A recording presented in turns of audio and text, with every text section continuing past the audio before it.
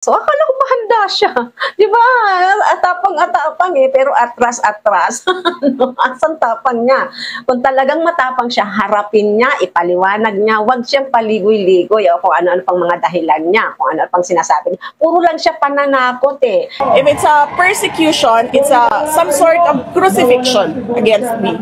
Diba? And so, when there's a crucifixion, there's blood. So, it's a bloodbath. My bloodbath. Magandang araw po sa inyo, magandang umaga, magandang gabi, magandang tanghali, anumang oras po ninyo itong napapanood. Heto na naman po ang inyong lingkod and welcome back to my channel. Welcome to Marisol Templo Talks. Sa vlog na po ito, pag-uusapan natin ang tungkol sa sinabi ni VP Sara na gusto niyang magkaroon ng blood bath daw sa kanyang hearing sa Senado tungkol sa kanyang impeachment. Ano po? At pag-uusapan din po natin kung alam ba niya ang sinasabi niya at nalalaman ba niya talaga ang kahulugan ng salitang ito. At bago yan, syempre sa mga bago sa ating channel, please don't forget to subscribe, like, and share, and comment down your opinions. And welcome po kayong lahat. To clarify, I think many misunderstood the word bloodbath and many didn't want to understand. Refused to understand what it meant. We have always said that the impeachment is a political persecution. It is the administration going after me after I resigned from the cabinet. And if it's a persecution, it's some sort of crucifixion against me. Diba? And so, when there's a crucifixion, there's blood. So, it's a bloodbath. My bloodbath. So, I'm just sad that many people refuse to understand the context wherein I give statements. Yes, ma'am. So, ayan, nakita nyo. Crucifixion daw. So, if it's crucifixion, may involve daw na blood. At yung blood daw niya, ang tinutukoy niya. So, magkakaroon ng bloodbath mula sa kanyang sariling blood. Ang gulo niya, no? Diba? So, going back to the real definition of the word bloodbath, coming from the Oxford Dictionary, it is an event or situation in which many people are tsugi. Bawal kasi magsalita na di maganda. In a violent manner. Ito po, ang isa daw pangyayari, an event or situation, isang sitwasyon in which na kung saan maraming tao ang nawawalan ng buhay sa pamamagitan ng violenteng pamamaraan. Yan po yung bloodbath. Dalig sa ano po yan, nasa Oxford Dictionary. And at sa ChatGPT naman po, of course, nagre-research tayo, no? The literal meaning of bloodbath is a situation where a lot of people are violently tsugi. Apo, tinanggalan ng buhay or injured, often in a war, a massacre, or a brutal conflict. So, yun ang ibig sabihin, literal meaning ng bloodbath. And also, sa figurative meaning niya, ano po, it is a situation involving severe loss or destruction, especially in business, politics, or sports. So, di ba, sabi niya gusto niya ng bloodbath. Sabi niya handang-handa siya. O di pang mabluff lang niya yon kasi yung sagot niya sa Senado, di ba? Gusto niya nang ipa-dismiss daw yung kanyang kaso. Akala ko mahanda siya. Di ba? Atapang-atapang eh, pero atras-atras. Ano? Asan tapang niya? Kung talagang matapang siya, harapin niya, ipaliwanag niya, huwag siyang paligoy-ligoy o kung ano-ano pang mga dahilan niya, kung ano-ano pang sinasabi niya. Puro lang siya pananakot eh. But deep inside, ang takot ay nasa kanya. Siya talaga yung totoong takot. Kasi alam niya na may ginawa siyang mali at alam niya na mahirapan siyang i-depensa ang sarili niya. Kasi maraming ebidensya eh. Napanood na natin yung sa Quadcom, di ba, naglabasan. naglabasan yung mga pinagagawa niya. At hanggang ngayon, undergoing pa rin, marami pa rin lumalabas na mga ebidensya. Kaya, mahirapan talaga siya. So, bloodbath daw niya, no? Tapang-tapang niya. Doon pa nagbabanggit niya, pati crucifixion eh, sinama pa niya. So, ayun, nasa tama pa ba talaga siyang pag-iisip? Kayo, anong take niyo at anong masasabi niyo tungkol sa mga pinagsasabi niya? Diba? Talaga ito si VP Sara. Oh, grabe. Ay. Well, anyway, tayo po, dapat maging maingat na tayo. Dapat, lalo ngayon na, di ba, mayroon ng mga vloggers, mayroon ng mga, makakapag-research tayo ng mas mabuti at mas madali. Malalaman natin yung mga reactions, actions, paano sila magsalita, yung mga demeanor nila. Matatalino tayo eh. So malalaman natin kung talagang may laman ang utak, may laman ang puso, kung talagang sincere, kung talagang gustong maglingkod o gusto lang paglingkuran.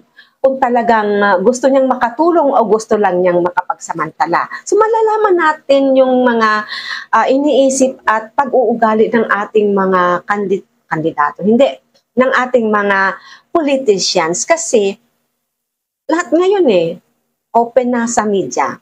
Kaya ito rin ang ikinaganda ng biglang pagsulpot, grow ng social media sa mga vloggers, and open na talaga lahat ng mga nangyayari. Lalo ngayon, open cam or na online na yung mga hearing sa Senado at sa Kongreso. Kaya hindi na makakapag-deny at hindi na makakapagtago yung mga politiko kasi lahat nakukot-kot na at nakikita ng taong bayan. So ayan, nakikita nyo naman po ang mga pangyayari, hindi na yung hearsay lang na, ay sabi nito, naririnig nyo, nakikita natin kasi naibabalita at naiba-vlog at naisi-share sa social media, naisi-share yung mga pinaggagawa ng ating mga politicians. Kaya tayo po maging mas matalino sa bagay na ito. Huwag nyong hayaan na ang ating gobyerno ay hawakan ng mga taong mentally delusional, mga mentally and sa puso ay may problema. Huwag ninyong hayaang paikot-ikutin lang kayo na parang tsubibo. Kahit na nakikita nyong maling-mali na, suporta pa rin kayo. Doon kayo sa loyalty nakatingin sa tao. Hindi nyo tinitingnan yung kabuuan, yung buong bansa. Kahit maling-mali na yung ginagawa ng inyong mga iniidolong politiko, nandoon pa rin kayo. Pilit yung ipinagtatanggol kahit mali na talaga. Hindi ang ikabubuti ng ating bansa ang gusto ni VP Sara. Yan ay sarili kong opinion lamang po base sa mga napapanood ko at uobserbahan tungkol sa kanya. Kasi alam naman natin na sinisiraan niya ang Pilipinas at gusto niyang ipabagsak ang administrasyon ng Pilipinas. Gusto niyang ipabagsak si PBBM. At hinalal siya ng taong bayan, pero anong ginagawa niya? Puro lakwat siya. Wala siyang tinatrabaho pero pinapasweldohan siya ng taong bayan at nilalaanan siya ng budget. Kasi may budget siya di ba? Pero ginagamit niya saan? This month alone. Naka-4 na biyahe na siya. Personal trips, hindi trabaho. Pinapasweldohan nyo si VP Sara na hindi naman nagtatrabaho. At gusto nyo pang maging Pangulo? Sige nga, isip-isip. Isip-isip. Yung mental state niya may problema.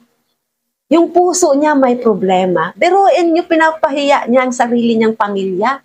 Pinapahiya niya yung mga kababaihan ni Duterte at pinapalabas niyang normal lang ang ganung bagay. Yung mga kalaswaan, yung mga immoralidad, yung mga immoral activities ng kanyang tatay, ipinapangalandakan pa niya. Diba?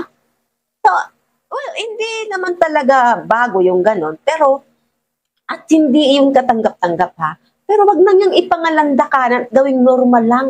That is not normal. Alam ko na panood nyo naman yung mga videos niya na si Hanelet, pinahiya na niya dahil lahat-lahat daw, puro girlfriends, pinapakita niya, pinakilala pa niya sa, di ba, doon sa The Hague. Pumunta doon yung nurse ba niya yon dati. Diba?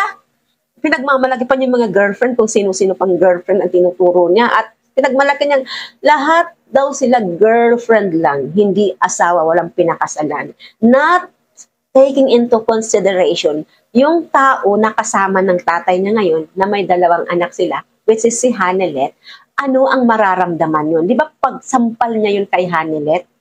So yung mga pagsama-sama nila, pagbabanding-banding nila, lahat yun ay kaipokritahan. Diba? So wala sa kanya yung pagmamahal, konsiderasyon, understanding. Ang importante sa kanya yung sarili lang niyang emosyon, yung sarili niyang damdamin at pag-iisip. At tingnan nyo ha, madaldal siya sobra. Hindi niya pinipili o iniingatan ang mga binibitawan niyang salita. Sa isang halal na opisyal, sa isang high-ranking official, na gusto niyo pang gawing pangulo, anong mangyayari sa ating bansa? Pag ganyan siya makipag-usap, sa atin na lang mga Pilipino, ganyan siya makipag-usap. Paano niya haharapin yung mga ibang leader ng ibang bansa, di ba? Paano siya makikipag-palitan ng puro-puro kung yung bloodbath lang hindi niya alam ang ibig sabihin? Pero pilit niyang ginagamit para lang ipanakot sa mga tao. O di ba, saan? Takot siya, tiklop siya. Hindi niya maharap. Hindi niya masagot yung mga kaso niya. Hindi niya maharap sa Senado. At ang gusto niya, ipa-dismiss pa yung kaso niya. Anong tingin niya sa mga Pilipino? Hindi sa lahat. Ang tingin niya sa iba, yung mga supporters niya, madali niyang paikutin. Pero majority ng mga tao ay disente. Majority ng mga tao ay nakapag-aral kahit hindi graduate yan ng college, kahit hindi abogado, hindi doctor or kung ano pang mga matataas na pinag-aralan, matatalino ang mga tao, matatalino ang mga Pilipino. Diba? So, be wise na po, be wise. And, pakatandaan po natin na bawal kalabanin ang otoridad. Na yan ay inihalal natin at yan ay itinalaga ng Panginoon para mamuno sa atin at yan ay ating igagalang at susundin. Kung sino man sa susunod ang mahahalal na gobyerno, ang mahahalal na presidente, atin din pong igagalang at susuportahan pagkat yan ang nararapat. Huwag tayong rebelde, huwag tayong kumakalaban sa gobyerno kasi mabagal ang pag-usad ng ating bansa niyan. Dapat nating suportahan kung sino ang nasa upuan, sino may hawak ng manibela. Ano po? Kasi yan ang tama at yan ang dapat.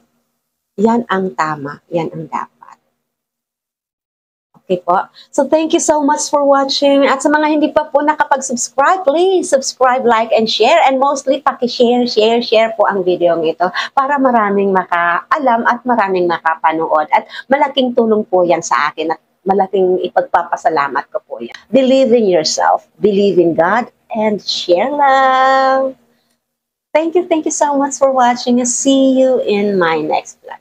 Bye for now.